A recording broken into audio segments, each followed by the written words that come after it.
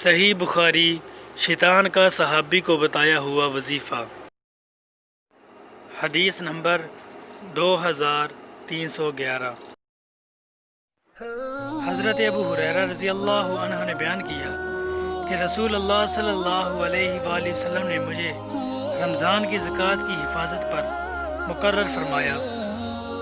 رات میں ایک شخص اچانک میرے پاس آیا اور غلہ میں سے لب بھر بھر کر اٹھانے لگا۔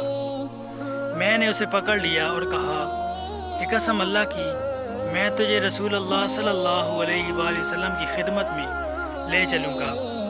اس پر اس نے کہا کہ اللہ کی قسم میں بہت محتاج ہوں، میرے بال بچے ہیں اور میں سخت ضرورت مند ہوں۔ حضرت ابو ہریرہ رضی اللہ عنہ نے کہا اس کے اظہار معذرت پر میں نے اسے چھوڑ دیا۔ صبح ہوئی تو رسول اللہ صلی اللہ علیہ وآلہ وسلم نے مجھ سے پوچھا، اے ابو ہریرہ گزشتہ رات تمہارے قیدی نے کیا کیا تھا؟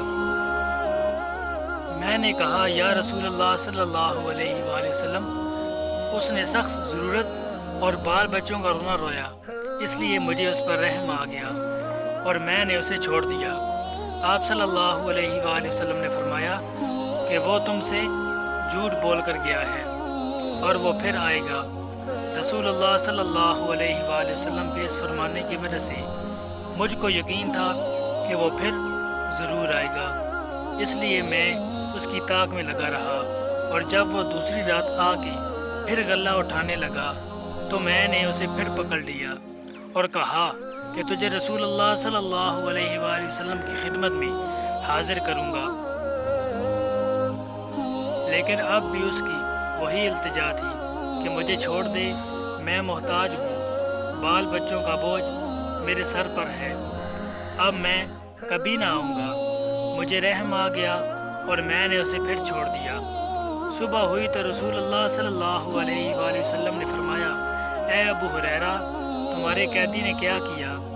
میں نے کہا یا رسول اللہ صلی اللہ علیہ وآلہ وسلم اس نے پھر اسی سخت ضرورت اور بال بچوں کا رونا رویا جس پر مجھے رحم آ گیا، اس لیے میں نے اسے چھوڑ دیا۔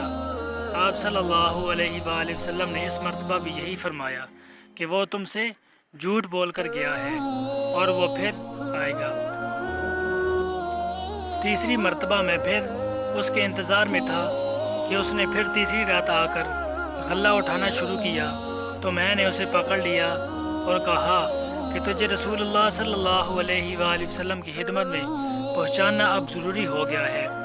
یہ تیسرا موقع ہے، ہر مرتبہ تم یقین دلاتے رہے کہ پھر نہیں آؤ گے، لیکن تم باز نہیں آئے۔